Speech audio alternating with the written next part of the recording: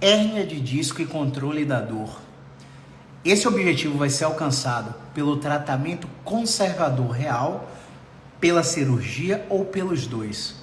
Como identificar se a minha hérnia de disco, é verdadeira, é falsa, se é realmente ela que está causando minha dor? Muito boa noite, seja muito bem-vindo, seja muito bem-vinda a mais uma gravação do nosso podcast Physio Insight, um projeto onde eu falo que você tem que ouvir na lata, doa quem doer, sempre baseado nas melhores evidências científicas disponíveis. Eu sou Caio Ferreira, trabalho com tratamento da dor há quase 10 anos e nessa trajetória já atendi mais de 7.300 pessoas. E é com essa experiência que eu tento te fornecer a melhor informação baseada nas mais atuais pesquisas científicas para que você consiga controlar a dor com o mínimo de remédios e com o mínimo de cirurgias. Caio, o que é hérnia de disco? Didaticamente eu trouxe esse modelinho aqui só para te explicar.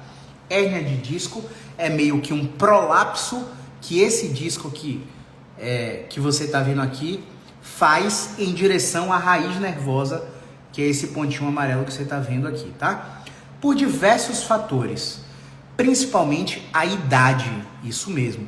Quanto mais tempo de vida você tem, maior é a probabilidade desse disco começar a abaular, a ficar protuso e a virar uma hérnia que pode ser extrusa ou sequestrada. Como que seria sequestrada?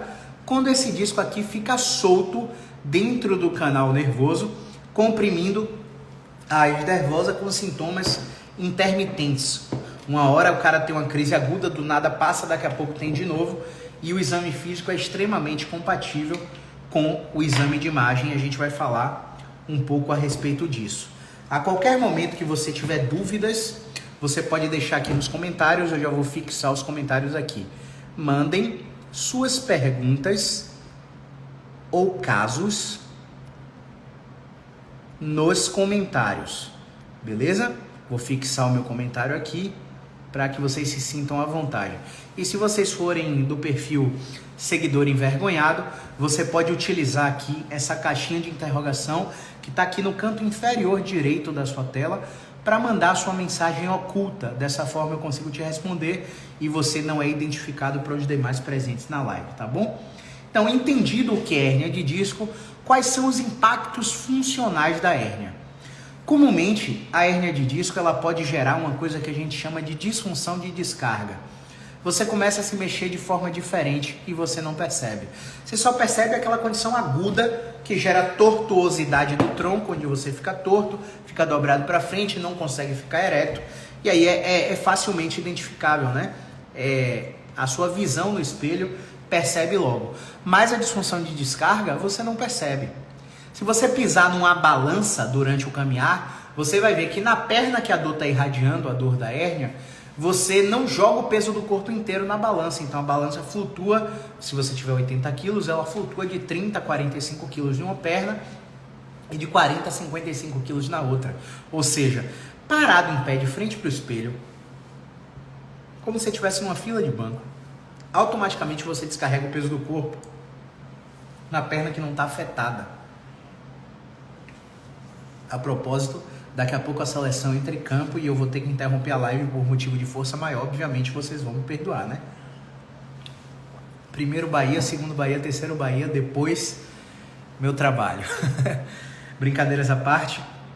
Pessoal, você comumente não percebe. Se está numa fila de padaria, do nada você começa a jogar o peso do corpo em uma perna. Deixa eu só colocar o celular no modo avião aqui que eu estou recebendo ligação. Perdão, pessoal. O celular já está no modo avião e está no não perturbe também para que eu não seja notificado. Me avisa aí se vocês estão ouvindo o meu áudio de novo. Coloca um legalzinho aí se o áudio estiver ok. Me fala de onde é que vocês me assistem. Se vocês são de Salvador, Fortaleza, etc, etc. Tá bom? Só para eu saber se já voltamos depois da interrupção aí da ligação. Bom, parece que voltamos, né? Então, comumente o paciente com disfunção de descarga, ele não percebe o que está acontecendo.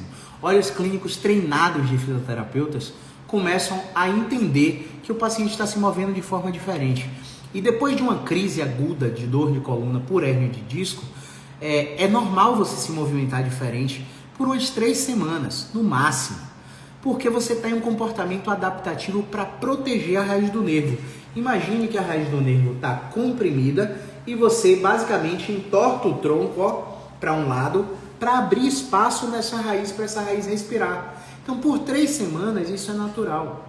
Mas depois de 3 semanas, todo o processo inflamatório, todo o processo de cicatrização já começou a acontecer, entrou em fase proliferativa, entrou em fase de remodelamento e não é mais natural que você continue torto ou que você continue jogando o peso do seu corpo em um lado só da perna, com essa disfunção de descarga. Então, o impacto funcional da disfunção de descarga é um cara que anda com aspecto funcional abalado, com aspecto emocional abalado. Porque ele começa a andar estranho, todas as pessoas começam a notar, ele começa a se incomodar, e esse incômodo gera o quê? Isolamento social. Isolamento social reforça loops infinitos de pensamentos automáticos que geram sentimentos como tristeza, como frustração.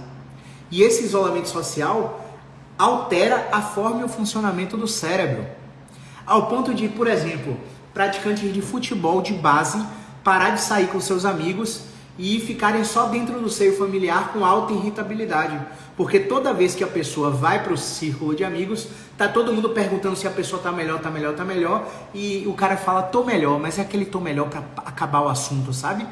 Isso já aconteceu com você? Já aconteceu com algum paciente seu? Talvez você não esteja treinado para rastrear eventos de vida desencadeadores de estresse. E o isolamento social é um EVDE. E isso é uma barreira de recuperação. Então, se a gente for pensar em tratamento de depressão, padrão ouro para tratamento de depressão em psicologia tem vários, né? Mas uma das técnicas de padrão ouro para tratamento de depressão é a ativação comportamental. É a habilidade de fazer mesmo sem vontade de fazer. Transferindo isso para um conhecimento da fisioterapia, a gente tem que incentivar, através de questionamentos reflexivos, o paciente a frequentar os seus círculos sociais, de amizade, familiares, apesar do problema. Porque é isso que vai gerar o aumento da autoeficácia e a sensação de capacidade, né? Então, o impacto da hérnia de disco, ele não é funcional, não é só funcional, ele é emocional também.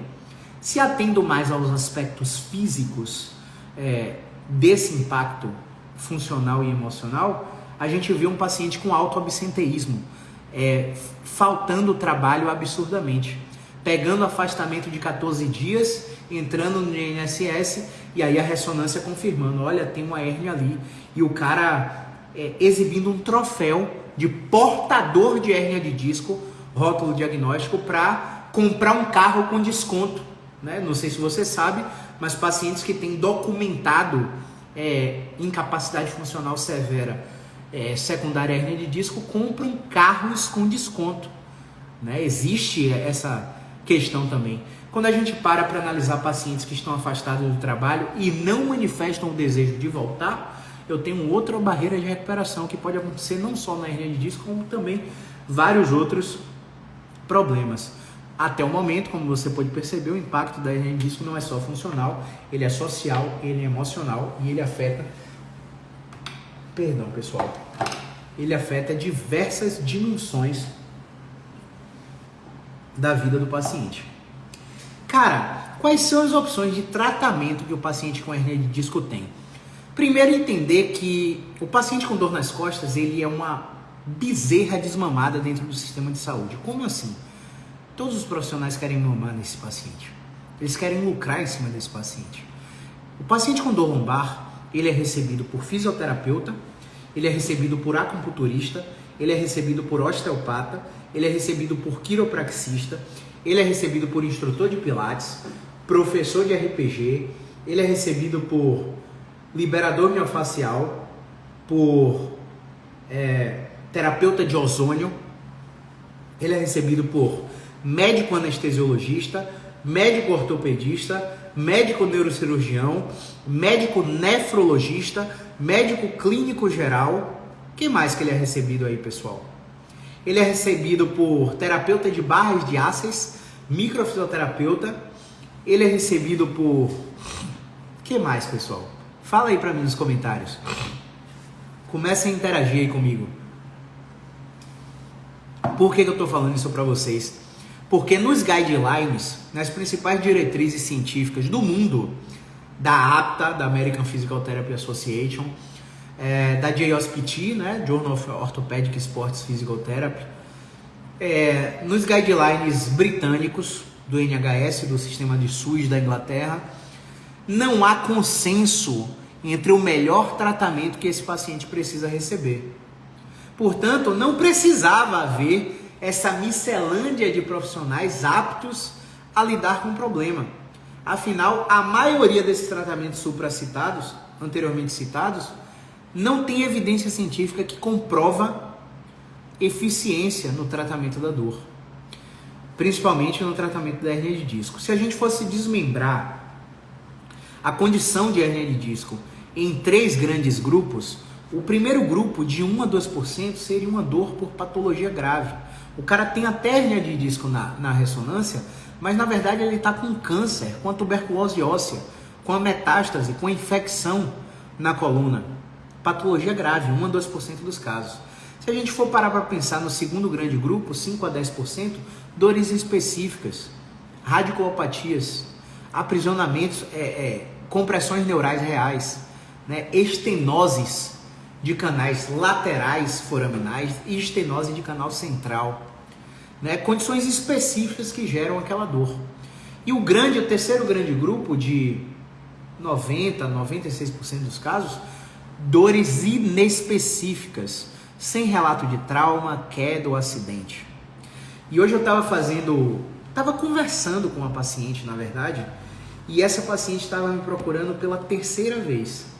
A primeira vez por um tratamento de uma dor lombar, a segunda vez foi por um tratamento de uma dor no joelho, e dessa vez um tratamento de uma hérnia de disco cervical.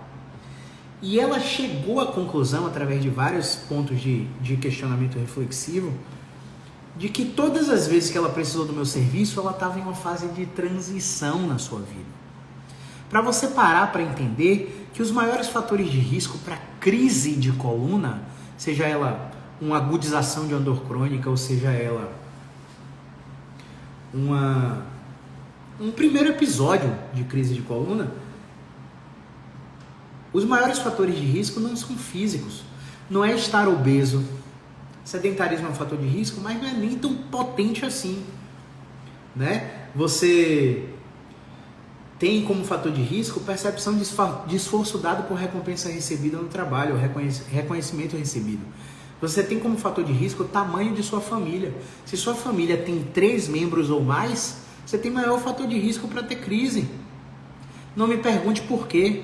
Carga de responsabilidade, carga de demanda, né, profissional. Você está trabalhando no setor e o colega do setor foi afastado, você assumiu a sua função e a função do colega, você se sente sobrecarregado, seu salário é o mesmo, você acha que a recompensa que você recebe financeiramente não é compatível por quanto você se doa, a sua percepção. Você está dentro de um relacionamento onde você se doa demais e a pessoa não reconhece aquilo, você se sente sem reconhecimento, você tem fator de risco para dor. Então, os maiores fatores de risco, além de já ter tido um episódio prévio, são fatores de dimensões não físicas, dimensões sociais, dimensões emocionais, cognitivas, comportamentais. Beleza? Então, isso tem que ficar muito claro para vocês. Vamos lá.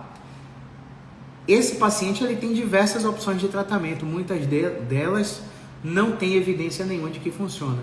E qual que era o tratamento fisioterapêutico antigo para hérnia de disco? Maca de flexodistração, já ouviu falar? O paciente deita numa maca e a maca começa a mexer ele e começa a fazer isso aqui na coluna dele, ó. Começa a fazer isso aqui e afastar as vértebras, segundo a teoria, para descomprimir os nervos.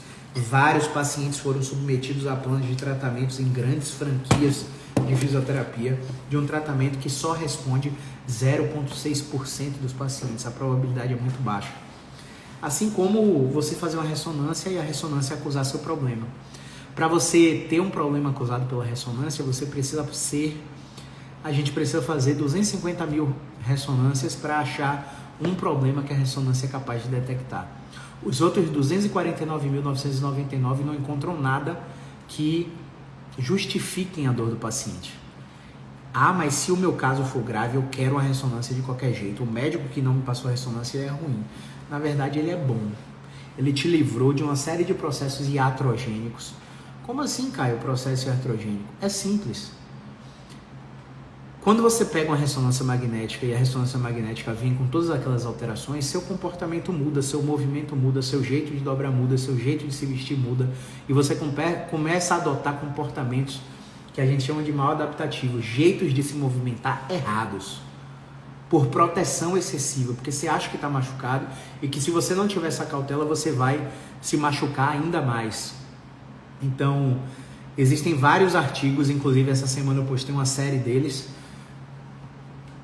Existem vários artigos mostrando o impacto iatrogênico da ressonância magnética quando é feita antes de 6 semanas.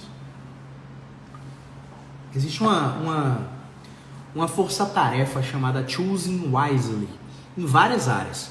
Tratamento de câncer, tratamento de dor lombar. E o Choosing Wisely basicamente é uma reunião de experts e associações de fisioterapia que recomendam as melhores práticas para gerenciamento da dor. E se você parar para analisar os principais experts mundiais nesse quesito, dor nas costas, você vai no Expertscape lá e coloca os 15 primeiros. Acho que dentro dos 15 primeiros, 5 são brasileiros. Você já tira por aí.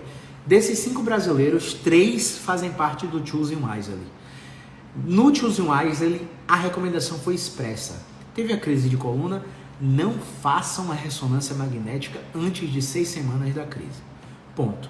Existe um grande aspecto prejudicial que, se você já passou por uma ressonância, você entendeu como seus pensamentos mudaram, sua preocupação, sua ansiedade, como muita coisa mudou no seu comportamento depois que você recebeu o diagnóstico de hérnia, de fibromialgia, etc, etc, etc.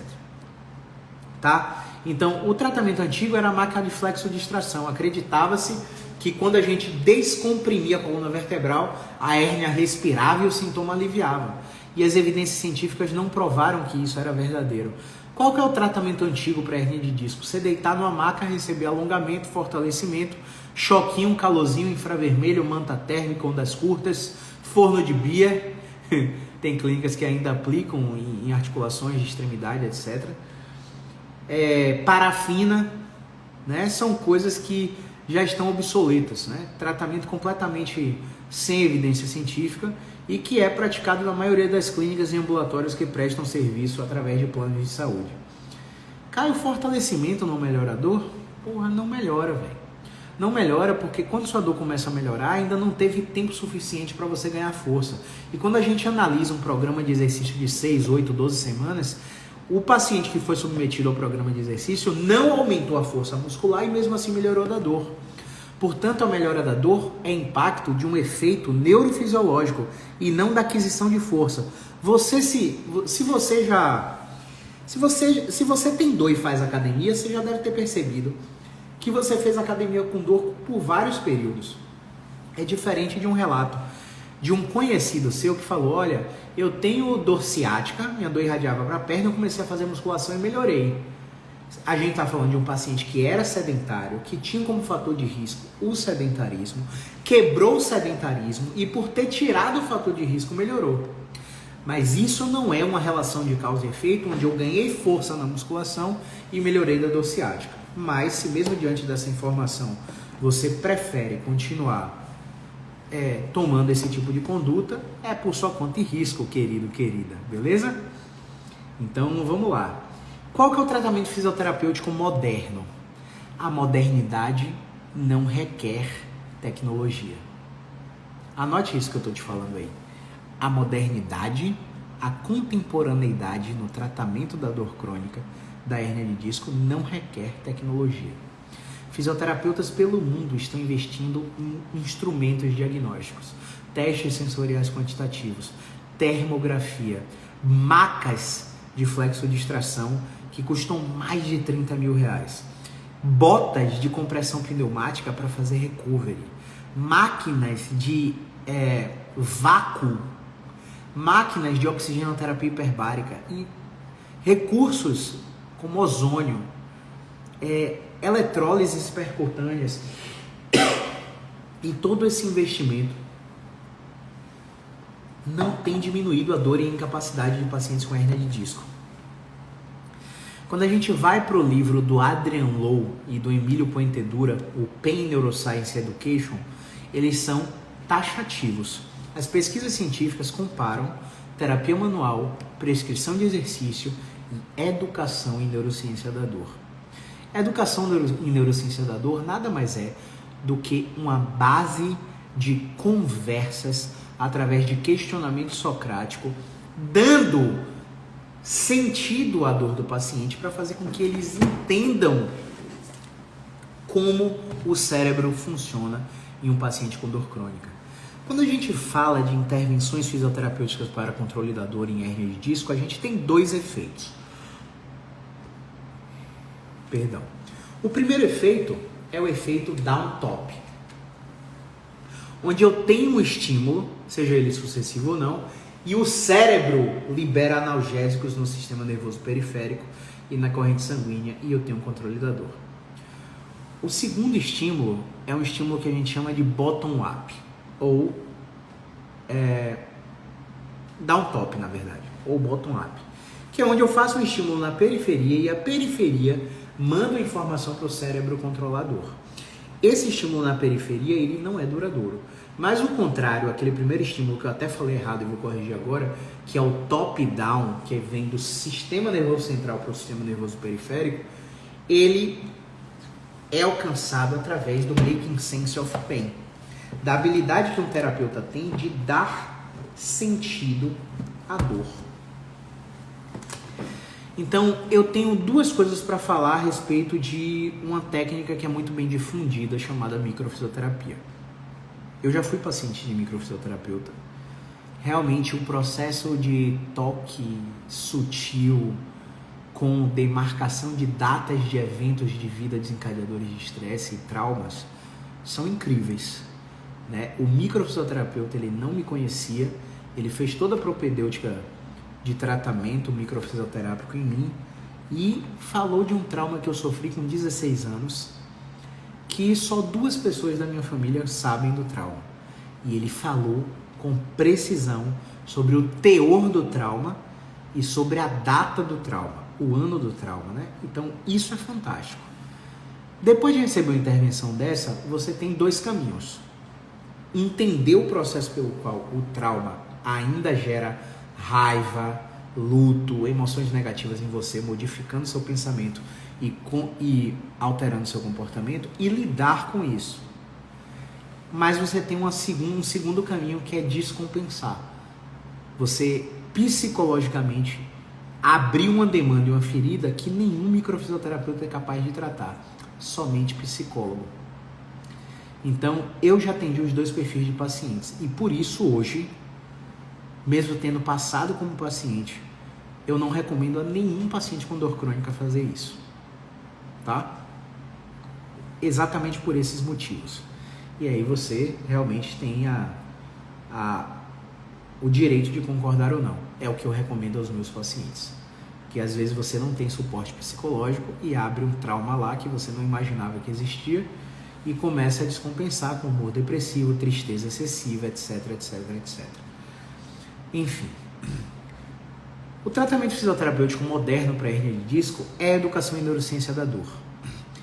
A educação em neurociência da dor vai, através de conversas e questionamentos reflexivos, violar a expectativa do paciente, abrindo a janela da luz do fim do túnel sobre como é o caminho de recuperação para esse paciente. Como esse paciente pode ter autonomia dentro do processo, ele pode não depender de você. Mas também falar a verdade para o paciente a respeito dele precisar não só de você como fisioterapeuta, mas também de um anestesista para fazer bloqueios quando precisar. Mas também de um psicólogo para lidar com a dor crônica, porque ele não se sente com suporte familiar. A família dele não acredita na dor dele, acha que ele está mentindo a respeito da dor, ninguém aguenta mais e ele não quer ser o chato do rolê, então ele já tem uma demanda psicológica forte por causa dessa percepção de falta de suporte familiar. Então, O tratamento fisioterapêutico moderno compreende educação em dor e exercícios terapêuticos. Que, mais uma vez, para você que é leigo, não é calçar o tênisinho verde cana e sair andando na praça da sua cidade. Não é ir na Centauro comprar um tênis e começar a correr na orla da sua cidade. Não é esse o tratamento que eu estou falando. Exercício terapêutico são movimentos específicos que mudam o seu sintoma, que aumentam sua tolerância à carga, que melhoram sua habilidade de caminhar. E isso só fisioterapeutas são capazes de te ensinar. Nenhum médico, nenhum educador físico, nenhum psicólogo vai saber te ensinar isso. Por isso é primordial que você faça esse tratamento numa fisioterapia que eu chamo de MSK, da sigla em inglês músculo-esquelética, beleza? Caio, toda hernia de disco é cirúrgica? Porque eu já fui em um ortopedista e em 2 neurocirurgiões. Os 2 viram minha imagem, sequer tocaram em mim e falaram: o problema é cirúrgico, vamos fazer esse bloqueio aqui para controlar a sua dor, mas se não funcionar, vamos operar. Eles já sabem que não vai funcionar, porque existem critérios de insucesso terapêutico para diversas intervenções, inclusive para bloqueios. Então é muito raro um paciente que está numa fase irritativa, numa crise de hernia de disco por radiculopatia, deitar no centro cirúrgico, tomar um anestésico através de injeção peridural, né? Bloqueio transforaminal epidural, e isso melhorar a dor dele, ele sair dali andando e melhorar e não ter dor por 6 meses, como muito médico promete aí para você. Porque quando a dor ultrapassa a linha do joelho, existem vários graus de sensibilização periférica em vários tecidos e não somente na raiz nervosa que está afetada pela compressão da hérnia de disco.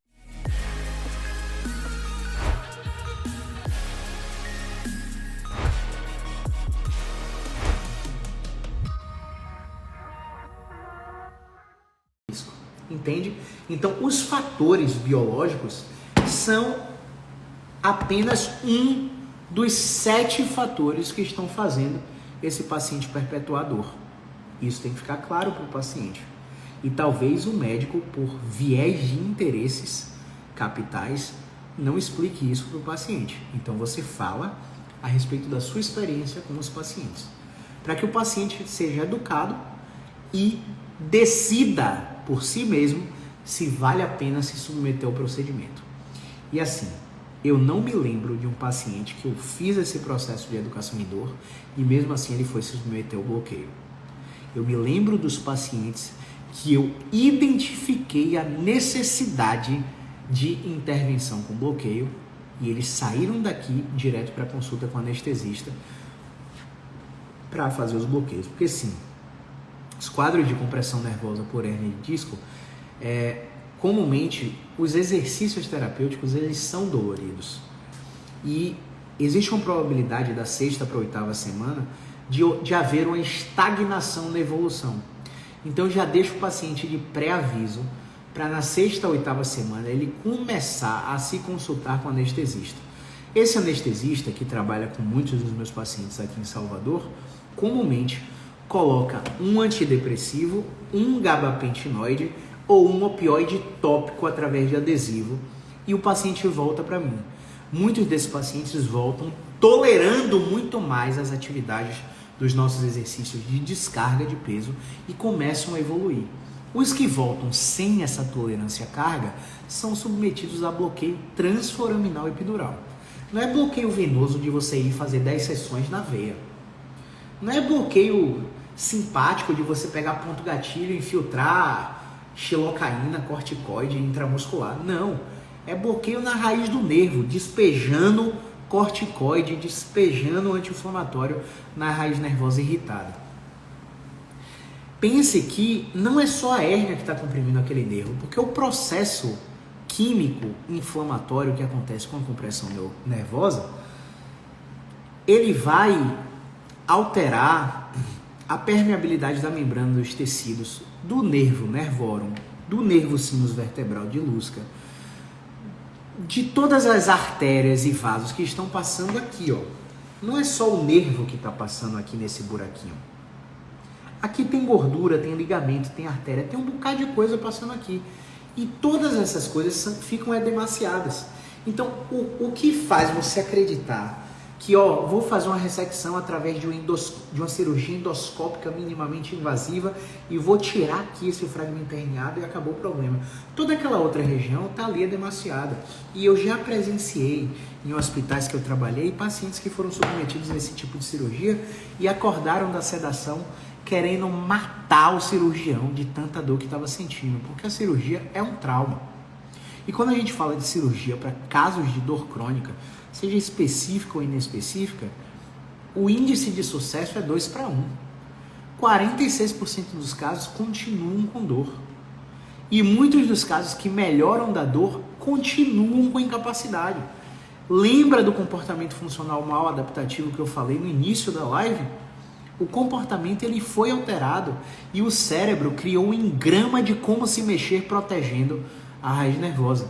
E você continua se mexendo daquela maneira, mesmo que o fragmento herniado saia de você. Por isso que é muito raro o paciente, fiz a cirurgia, meu Deus do céu, melhorei absurdamente, não preciso mais de fisioterapia. Você vai passar pela fisioterapia, seja antes ou depois da cirurgia. Então a reflexão é, por que eu não torno essa fisioterapia pré-operatória para que o meu pós-operatório, acho que eu vou botar um botox aqui, viu? Acho que tá merecendo já, né? 34 anos, o menino tá ficando velho, viu, gente? Tá, enfim, brincadeiras à parte. Voltando. Então, por que não tornar essa fisioterapia pré-operatória para transformar o pós-operatório de uma forma mais eficiente? O paciente não vai perder tempo porque fez a fisioterapia, porque assim, o fisioterapeuta acredita nisso, né? Às vezes não é nem o fisioterapeuta, não é... Assim, a gente faz uma série de questionamentos socráticos com os alunos, né? E a gente revela algumas crenças profissionais que a gente...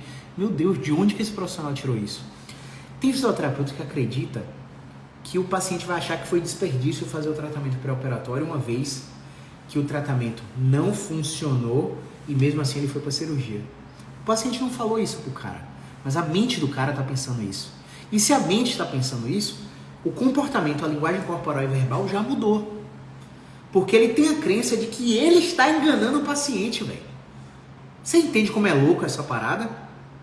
Muitas vezes o problema está na cabeça do profissional que está acompanhando, que tem dificuldade em falar a verdade para o paciente. Olha, meu paciente, a gente vai fazer a fisioterapia aqui, mas as pesquisas apontam que em 12 meses, segundo o New England Journal of Medicine, através de 2 pesquisas sagradas, super consolidadas no meio científico, que o tratamento conservador cirúrgico tem o mesmo impacto em 12 meses. Um desses artigos mostrou que na semana 6 o paciente que operou teve menos dor do que o paciente que não operou. Beleza? Mas ter menos dor não quer dizer ter menos incapacidade funcional. E se você parar para perguntar para os pacientes, olha, você tem 2 opções: continuar com algum grau de dor e recuperar a habilidade de dirigir, jogar bola, carregar seu filho no colo, ou ficar sem dor e não recuperar a habilidade de jogar bola, dirigir e pegar seu filho no colo. Nesses quadros, onde você bota a carta na mesa para o paciente, eu quero ver seu paciente dizer, eu prefiro ficar sem dor. Porque existe uma coisa que eu brinco, que é a dor por trás da dor. E a dor por trás da dor desse paciente é não fazer as coisas que ele fazia antes do episódio. Faz sentido ou não? Então a incapacidade é muito mais valiosa do que o controle da dor para a maioria dos pacientes que você faz esse tipo de questionamento. Então, meu paciente, pode ser que mesmo fazendo tratamento, existem casos que você ainda assim vai precisar de cirurgia. Mas fazer a cirurgia não é o fim do mundo e nem vai ser perda de tempo fazer o pré-operatório. Pelo contrário, sua musculatura, suas articulações, sua mobilidade vai estar muito mais preparada para o pós-operatório. Então faça a fisioterapia para tentar não operar, mas se precisar operar, você não perdeu tempo. A sua linguagem tem que estar alinhada com isso, tá bom? Toda hernia de disco é cirúrgica? Respondendo não. Apenas 4% das hernias de disco são cirúrgicas. 96% das hérnias são tratadas de forma conservadora.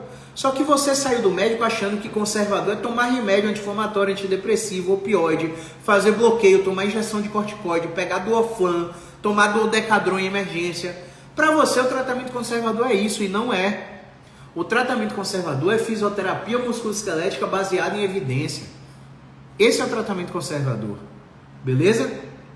Vamos responder algumas perguntas antes de falar sobre mais 6 tópicos aqui, tá bom? Vamos lá. Grande Ju, grande Marina, grande Gisiele, boa. Vamos lá, chegou umas perguntinhas aqui. Mari Enf, oi, boa noite, doutor Caio. Como fazer para acessar essa dor? Procurar um fisioterapeuta e alinhar a expectativa, porque nem todos os pacientes vão cessar a dor, vão controlar. E controlar a dor pode ser melhorar 50%, melhorar 70%, ainda ficar com uma dor residual, mas recuperar a capacidade funcional. Portanto, alinhe sua expectativa.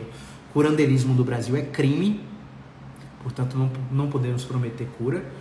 E o Código de Ética também fala em não prometermos terapias infalíveis. Né? Venha zerar a sua dor, isso aqui não existe. A gente vai te ensinar o que você tem que fazer para controlar a dor, tá? Procure um fisioterapeuta músculo-esquelético. Cadê? E quando a dissectomia não melhora, o paciente tinha dor nível 10, após a cirurgia nível 15. Meu Deus do céu, que merda, hein, velho? Meu Deus do céu.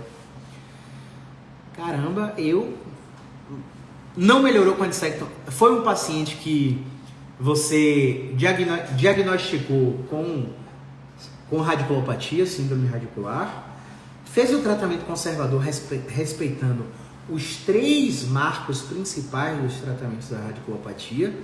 Mesmo assim, quando submetido a 1 ano de tratamento, ele não melhorou e por isso foi para a cirurgia. Aí ele fez a dissectomia e piorou. Caramba, existem fatores de risco para insucesso cirúrgico, tá? Se você percebe que o paciente ele tem um drive nociplástico, como assim? Você vê que a dor dele é desproporcional ao estado dos tecidos, ele tem alodínia, ele tem hiperalgesia, a dor é crônica, passou de 3 meses, ele é refratário a diversas medicações, o controle inibitório nocivo difuso dele não está íntegro, ele não é capaz de promover a habituação, quando você mexe um pouquinho, ele faz somação temporal. O drive de dor desse paciente não é mais só neuropático, ele é misto, ele é neuropático e nociplástico. Se ele é nociplástico, cirurgia não é garantia de melhora. Entender isso ajuda o paciente a não tomar decisão cirúrgica. Tomou a decisão cirúrgica e não melhorou, entrou em síndrome de falha cirúrgica. Explica a síndrome de falha cirúrgica e o processo todo é cognitivo e comportamental através de educação e neurociência da dor, exposição gradativa e coping. Coping com psicólogo especialista em terapia cognitivo-comportamental. Acolhimento, né? Acolhimento. Não sei se a gente é capaz de entender um paciente que passou por isso, que a gente não passou, mas às vezes promover eventos com grupos terapêuticos, com pacientes que tiveram sucesso com a sua terapia e que, principalmente os que tiveram sucesso com cirurgia e sua terapia. Juntar esses pacientes para criar um ambiente único, para que os pacientes de sucesso comecem a contaminar o paciente de insucesso com os comportamentos que eles tiveram para melhorar da dor. Entrar em searas da vida pessoal do paciente, para analisar o contexto, com quem ele mora, quantos filhos ele tem, com que ele trabalha, como ele considera a demanda, a carga de trabalho hoje, como é que ele faz para se dividir entre os diversos papéis que ele precisa exercer, papel de marido, papel de pai, papel de irmão, papel de filho, e se ele acha que ele distribui esses diversos papéis de uma forma adequada, né? Então, essa seria a minha sugestão aí, mais cabeludo, tá? Eu tô com um paciente que fez 11 cirurgias de coluna, e ele tá na 11ª semana de um tratamento de 6 meses. Ele continua com dor. Só que o uso-extre dele já caiu absurdamente, está em 18%, chegou com 64%. Então eu faço questão de a cada 6 semanas aplicar questionário para ele perceber como ele está se movimentando e como ele está lidando com a vida. né? Não se trata de pegar e diminuir a dor do paciente. O paciente está com dor, se trata de pegar e aumentar a vida dele, para que a vida dele fique mais perceptível do que a própria dor, né? Técnicas, assim, se você tiver formação em Mindfulness, fazer técnicas de Mindfulness com ele é muito bem-vinda. Se ele gostar de yoga ou de Tai Chi Chuan, atividades que geram poder de presença para que ele comece a entender o que o ócio é capaz de fazer. Como assim? Cara, desacelerar. Desacelerar no sentido de que a gente se torna ocupado para se tornar relevante, para achar que estamos sendo importantes para pessoas que não são importantes, né? É a pirâmide pessoal que a gente fala de ter, fazer e ser, né? Quando na verdade deveria ser, fazer e ter.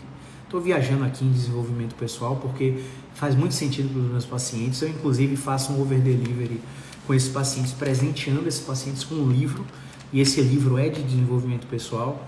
Geralmente é Poder da Autorresponsabilidade ou Poder da Ação. E eu passo como plano de ação de tarefa de casa. E assim, toda semana eu cobro. Leu, tá em que capítulo? Eu tenho um livro de cabo a rabo na cabeça. E aí quando o paciente diz que leu, você chegou nessa parte? E aí eu realmente resgato se o paciente está lendo. Alguma coisa que você viu nesse livro está fazendo sentido no seu contexto, nas suas relações, etc. E aí o paciente geralmente se abre, né? E quando ele se abre, eu pergunto se faz sentido a situação que ele está conversando com o quadro de dor dele. Se ele percebe que a dor aumenta toda vez que ele é submetido a esse estresse, né? E geralmente faz muito sentido, né? E aí o paciente começa a aceitar a terapia cognitivo-comportamental e muitas vezes a gente viola a expectativa só com esse tipo de conversa. O paciente se sente melhor só de ter conversado. E a reflexão é, eu não sou o profissional adequado para você conversar, eu não tenho um recurso terapêutico para, através da conversa, conseguir controlar a sua dor. Se você já sentiu melhora só conversando comigo, imagine se você estivesse conversando com um profissional que é especialista nisso. Faz sentido? E aí os meus pacientes são muito abertos à terapia, né? Aqui, primeiro que a gente faz o filtro aqui na rede social, né? Fazendo sempre a conexão do tratamento da dor com a terapia cognitivo-comportamental. Então eles já chegam para cá com uma janela de flexibilidade psicológica muito grande e a gente aproveita essas reflexões para encaminhar os pacientes. E hoje, graças a meu bom Deus, o paciente que tem muita barreira de recuperação, ele é condicionado a fazer o meu tratamento e a terapia. Não tenho dinheiro. Tem CAPS, Centro de Atenção Psicossocial, que ele pode fazer gratuito. Tem clínica escola que ele pode fazer gratuito. Agora, se ele não fizer, eu não vendo o tratamento, porque eu sei que eu vou tratar o paciente e que não vai melhorar. Não vai melhorar só comigo. Então, hoje, eu obrigo o paciente a estar comigo e estar com o terapeuta. Então, eu já coloco de cara embutido no tratamento, às vezes. Já teve caso que eu coloquei o valor da consulta da terapeuta dentro do meu tratamento e dei a consulta para o paciente, né? Então, são estratégias que vêm funcionando para mim, né? Pode ser que faça sentido para você. Dor insuportável há 3 anos, perda de força muscular, perda de sensibilidade, não conseguia ficar em pé 2 minutos, refratária a todo tipo de medicação. Meu Deus do céu, o tempo para ele operar passou, né? 3 anos, já passou de 1 ano de história natural, 2 bloqueios sem sucesso. Bloqueio tem uma variável muito importante que é a habilidade do prescritor, né? Então, tem bloqueio que o cirurgião, o anestesista, o ortopedista, ele faz guiado por ultrassom, né? E às vezes ele não tem habilidade de jogar o bloqueio lá dentro da raiz nervosa. E às vezes fica em região peridural, região sacroiliaca e não pega direito. Então a tentativa que as evidências mostram, e você vai ter acesso a esse artigo aí nas aulas iniciais, é de até 3 bloqueios no intervalo de 60 dias. Mas assim, 3 anos já passou da história natural, né? História natural é de 1 ano. Então a janela terapêutica para bloqueio era muito antes disso daí. E talvez a busca pelo tratamento fisioterapêutico também foi tardia, né? Ele... Ou às vezes buscou o tratamento fisioterapêutico numa fase irritável e o fisioterapeuta não sabia lidar. e acabou perpetuando essa fase de irritabilidade ao invés de trabalhar com posições de alívio. Enfim, dentro do curso você vai ver como é que a gente aborda. Tem 2 aulas lá de sistematização do tratamento das radiculopatias que são fundamentais. Mas também não é certo nem errado, é só a minha visão, né? Você tenta aplicar e ver se dá reggae por aí. Pindamonhangaba, não é isso? A cidade? Voltando. Vamos lá. Por que todo paciente deveria escolher a fisioterapia como tratamento prioritário? Primeiro, porque a fisioterapia não gera morte, sepse, né? Não tem risco de infecção generalizada. Não tem... Ah, deu errado e agora? Fazer outra cirurgia. Então, fisioterapia é muito mais seguro do que uma cirurgia. Segundo, porque o tratamento é muito mais barato do que o tratamento cirúrgico. Ah, mas eu tenho um plano de saúde. Mesmo assim, seu plano vai onerar consideravelmente quando você faz esse tipo de utilização de serviço. E existem estudos que já mostraram que a fisioterapia economiza $2.700 no custo efetivo total de um tratamento para dor. Então, é importante que você se atente a esses aspectos. Compressão de nervo ciático verdadeira versus compressão falsa. Como assim?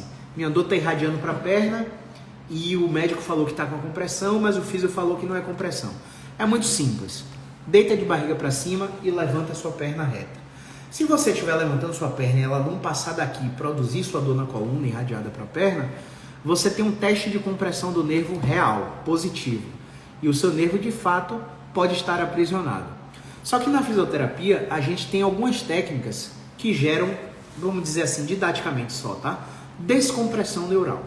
E às vezes a gente coloca um movimento no paciente e o paciente recupera a habilidade de levantar a perna reta. Ou seja, essa compressão era falsa. 4% das compressões são reais. 96% das compressões são falsas.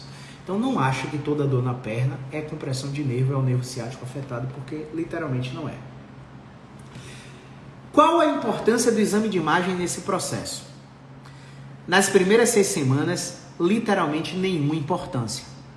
Passou de 6 semanas e o paciente não melhorou e está com sinais de alguma dor específica, a ressonância magnética vai clarear qual é o nível da hérnia, apesar de que o exame físico, através do exame de sensibilidade, do exame de dermátomos e miótomos, já consegue predizer com muita acurácia qual é o nível da hérnia, se é L4, L5, se é L5, S1, tá? Então isso literalmente não tem tanta importância. Mas se for um paciente que vai precisar de bloqueio, é importante ter uma ressonância para documentação, para que o plano autorize o bloqueio. Se for um paciente que precisa de cirurgia, é importante a ressonância para documentação e talvez escolha do acesso cirúrgico que o cirurgião vai fazer. Mas para o tratamento fisioterapêutico, a ressonância magnética não muda o que você vai receber no tratamento. Pelo contrário, a ressonância magnética pode atrapalhar seu tratamento, gerando crenças irracionais e comportamentos de medo e evitação. Quais são as crenças mais comuns do paciente com hernia de disco? Não posso correr, não posso agachar, não posso fazer de atividades de impacto, preciso virar peixe. Como assim? Só posso trabalhar com hidroterapia e hidroginástica porque tira a carga da gravidade. Você é peixe por acaso? Você vive dentro da água? Não, você vai ter que sair da água uma hora. A gravidade vai incidir novamente. E aí, o que você faz? A reabilitação é em solo. Na fase aguda e irritativa é importante que você faça aí 3 semanas, 4 semanas de hidroterapia. Mas assim que você sair da fase irritativa, é importante que você faça a terapia em solo, tá bom? Operei e continuo com dor. E agora? Síndrome de falha cirúrgica. Provavelmente você operou de forma desnecessária, sem identificar os critérios de falha no tratamento, que eu citei agora em resposta à pergunta da colega da fisioterapia, tá? Combinação de fisioterapia, medicações e psicologia. Por quê? Tríade cognitiva. Meu pensamento muda o meu sentimento, que muda o meu comportamento. Meu Deus, essa dor nunca vai passar?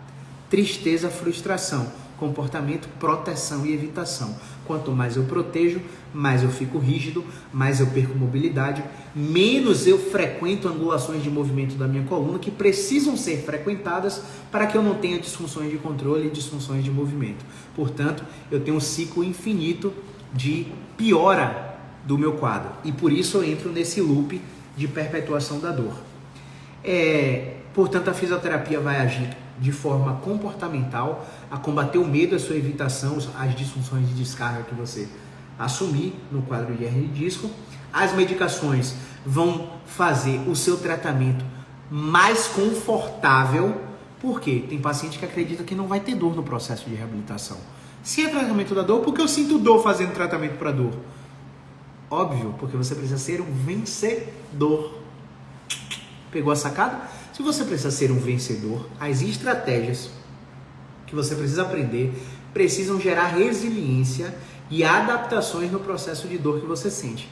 É importante que você sinta dor no processo terapêutico para que o fisioterapeuta encontre direções no movimento que você precisa fazer para tornar o exercício mais confortável. É muito fácil você acreditar, tô sentindo dor mexendo aqui, então eu vou ficar quieto. Só que você tá quieto há quanto tempo? Fazendo repouso, gelo, remédio. E essa dor não passa. Né? Aí você entra em dissonância cognitiva. Eu acredito que o repouso vai melhorar, mas eu tô fazendo repouso e não tô melhorando. E agora? Flexibilidade psicológica, benefício da dúvida. O terapeuta que for experiente vai entrar com a sugestão terapêutica nesse momento de dissonância com questionamento reflexivo, sem imposição. Você não vai dizer o que ele tem que fazer. Entende? Você vai levar ele a ter a conclusão do que ele precisa fazer. E isso é completamente diferente, tá? Psicologia por quê? O padrão de pensamento que gera o sentimento. O padrão de pensamento pode ser registrado através de um RPD, Registro de Pensamento Disfuncional. E o registro de pensamento disfuncional vai fazer uma alusão ao paciente para que o paciente entenda: esse pensamento é factual? Corresponde à realidade? Ou à imaginação com a projeção catastrófica de futuro que o meu eu mental criou? E ele começa a desfusionar o pensamento da crença. O pensamento é a entidade que flutua na minha cabeça. E se eu faço o registro através de uma escrita terapêutica, isso fica muito mais fácil ao ponto do paciente rir sozinho do que está escrevendo. Então, a psicologia é importante, é fundamental dentro desse processo. Beleza? Tenho considerações finais aqui, mas vamos falar de alguns achados que eu anotei aqui durante a live, tá bom? Então, já falei sobre a tríade cognitiva. A dor muda o pensamento, muda a emoção, muda o comportamento, gera evitação, aumenta o medo, aumenta a incapacidade, gera isolamento social, aumenta os níveis de humor depressivo, que perpetuam a dor e o paciente não sai desse ciclo. Vamos pensar que muitos dos tratamentos que os pacientes recebem para essa condição são passivos. Caio, como assim passivo? Simples, o paciente deita numa maca e recebe uma técnica. Ele deita numa maca, numa câmara e recebe vácuo. Entra numa câmara e recebe oxigenoterapia hiperbárica. Entra numa bota pneumática e recebe compressão intermitente para recovery. Deita e recebe agulha de acupuntura. Deita e recebe liberação. Deita e recebe ventosa. Deita e recebe manipulação vertebral. Tudo isso é tratamento passivo. Como assim? O paciente deita e recebe passivamente o tratamento. Os tratamentos passivos interferem numa coisa chamada lipossubstituição. O que quer dizer isso? Aqui atrás da sua coluna existem músculos que ligam o processo transverso ao processo espinhoso. Esses músculos, eles têm uma função. Esses músculos são chamados paravertebrais, multífidos, né? Longuíssimos, musculatura da coluna vertebral. Quando a gente fica fazendo tratamentos passivos, existe uma substituição da massa muscular desses músculos por gordura, por infiltrado gorduroso. E isso é achado em ressonância magnética, tá? A gordura é eficiente no controle motor? O que é que você acha? Então, quanto mais tratamento passivo o paciente receber, menos eficiência ele vai ter. Se você vai utilizar o tratamento passivo para modular a experiência de dor e submeter esse paciente, enganando o cérebro dele com modulação descendente, para submeter ele ao movimento que você quer fazer e mudar a experiência de dor, tudo bem. Ele vai acreditar que aquele movimento é seguro porque ele não teve a experiência de dor. Ele vai aumentar a autoeficácia, vai diminuir a catastrofização e pode ser que ele venha aderir ao seu tratamento em casa. Mas fazer o tratamento passivo dando a ideia de que você tirou a dor do paciente com a mão, ou que as agulhinhas são milagrosas, ou que a liberação tirou a tensão muscular, ou tirou o ponto gatilho, você está tratando o paciente? Tá. É de efeito duradouro? Eu acho que não. Você pode discordar de mim, você fica à vontade.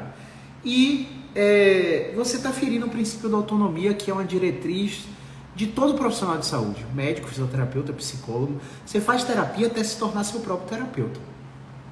Terapia não é para a vida inteira. Eu falo que terapia é IPTU existencial. Para morar dentro de si, você precisa estar fazendo terapia. Terapia precisa ser débito automático de sua conta corrente. Você não pode ver a cor do seu dinheiro. O dinheiro entrou na conta, automaticamente transferido para a tua psicóloga, porque você precisa viver. Você precisa morar dentro de si. E a terapia é o IPTU existencial. Mas a terapia não é para a vida toda.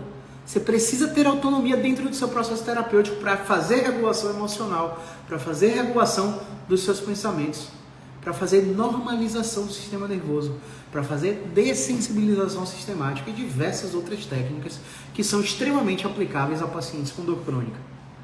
Então, dando tratamento passivo, você vai ferir o princípio da autonomia e quando o paciente tiver a crise de novo, que ele vai ter, não é questão de se, é questão de quando, esse paciente não vai saber o que melhorou ele. Ele vai continuar dependendo de você. E se você prefere ganhar muito dinheiro vendo o mesmo paciente várias vezes, tá tudo bem. Cada escolha é uma renúncia.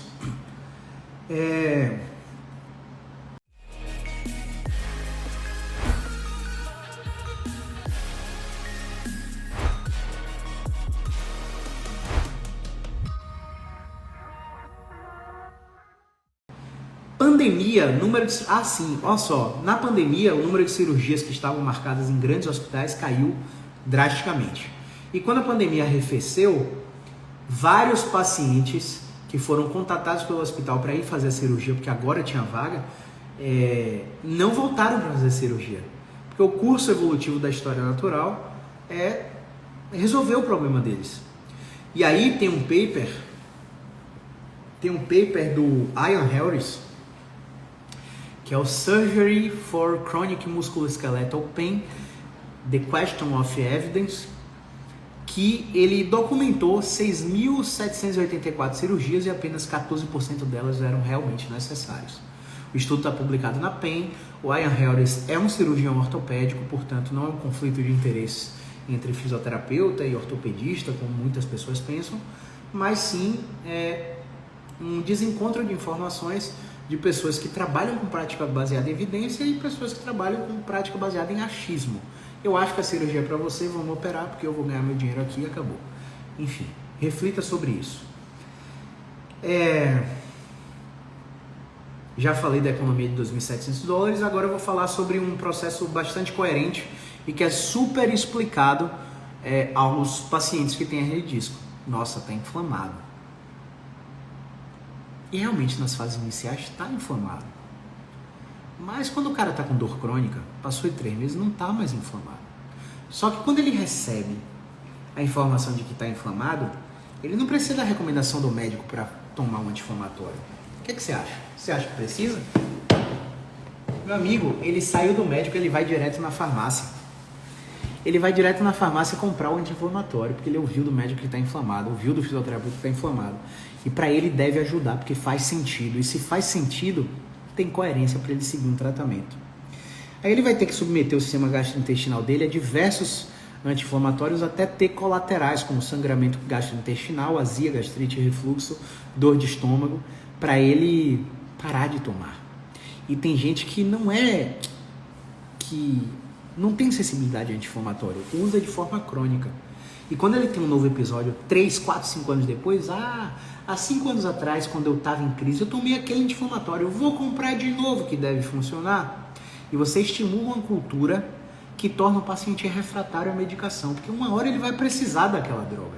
Só que quando ele precisar, o sistema nervoso dele já entrou em retroalimentação. Caio, que diabo é retroalimentação? Tratado de Fisiologia Médica de Bernie Levy ou Guyton e Hall. Capítulo de Sistema Nervoso.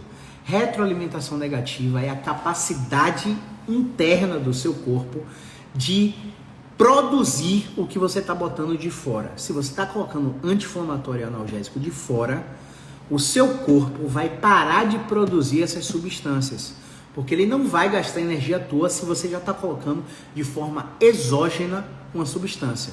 Portanto, a sua capacidade de gerar analgesia interna começa a ficar prejudicial. E aí, quando você precisa do remédio, o sistema nervoso já entrou em saturação. Ele já não tem receptor suficiente para fazer aquele remédio funcionar. Faz sentido?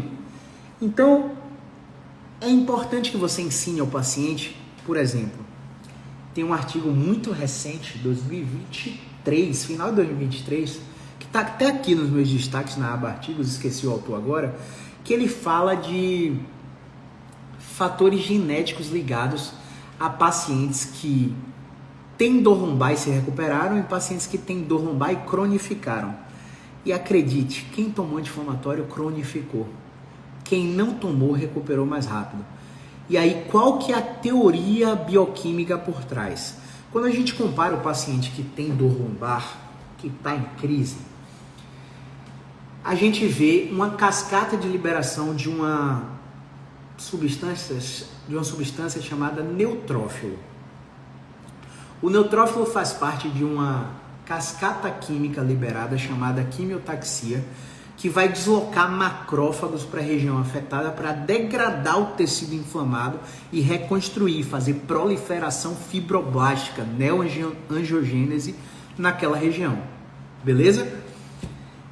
Quando a gente vai ver o paciente que se recuperou da dor lombar, ele teve a cascata de neutrófilo gigantesca. E quando você vai ver o paciente que não recuperou, a cascata de neutrófilo foi pequenininha. E quem é que inibe a cascata de neutrófilo? Anti-inflamatórios não esteroidais, inibidores seletivos de COX, ciclooxigenases 1 e 2, beleza? Então tem classes de anti-inflamatórios que são super bem boladonas, que são inibidores seletivos da COX, porque existe uma COX que está diretamente ligada à proliferação de prostaglandinas e existe uma COX que está diretamente ligada à proteção da mucosa estomacal. Então a Big Pharma, numa jogada de gênio, criou os anti-inflamatórios inibidores seletivos de COX para inibir só a COX relacionada à prostaglandina e resolver o problema inflamatório do paciente sem agredir o estômago. E eles são vendidos absurdamente. Eu não sei se você já teve a experiência de estar no consultório médico e ter sua fila pulada por um representante farmacêutico que entra no consultório do médico na hora que você vai ser chamada e fica por 30, 40 minutos dentro da sala, atrasando todo o seu atendimento, quebrando todos os seus compromissos. E eu não sei se você desconfia do que é feito ali dentro, mas muitos profissionais ganham comissão para prescrever esse tipo de medicação e diversas outras situações. Enfim, o sistema, ele quer te manter doente porque ele lucra com você doente. Então você precisa refletir a respeito disso também. Quem tomou anti-inflamatório inibiu a cascata de neutrófilo e demorou mais de se recuperar. Então, eu espero que com essas informações, você que está em crise de hérnia de disco, comece a procurar os profissionais certos. Porque emergência com injeção de corticoide anti-inflamatório e ressonância magnética não muda seu problema. Pode até te dar algum alívio por 48, 72 horas. Mas se você quiser tratar realmente o problema, você procura o fisioterapeuta musculoesquelético. Você segue o tratamento até o final, se você não quiser ter chance de operar. Beleza? E se você é profissional e assistiu essa live até o final, a gravação vai ficar aqui no feed, vai subir para o YouTube e amanhã vai estar disponível no podcast Physio Insight, lá no Spotify, no Apple Podcast, para você escutar treinando, dirigindo, trabalhando, enfim, consumir esse conteúdo como você achar melhor, beleza? Quero lembrar a todos vocês que são profissionais da fisioterapia. Dia 15 de março, daqui a 3 dias, você tem 72 horas para tomar sua decisão. A formação BiExpert e a mentoria Expert terão virada de lote.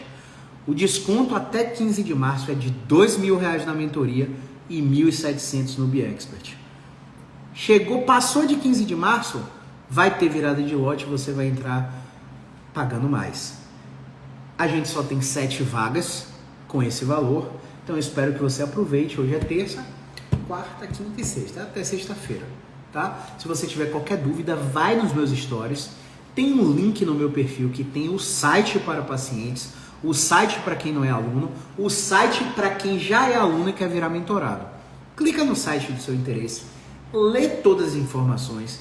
Se mesmo assim com aquele conteúdo você tiver qualquer dúvida, todo santo dia tem caixinha de perguntas nos meus stories.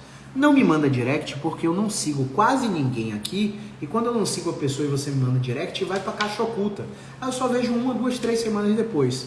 Quando você manda na minha caixinha de pergunta, eu sou notificado no painel de notificação, eu te respondo muito mais rápido. Beleza? Era isso que eu tinha para falar hoje. Gratidão, 10 horas da noite, hora de descansar e assistir o resto do jogo do Bahia, que eu tô aqui até agora, né? Grande abraço, movimento é vida.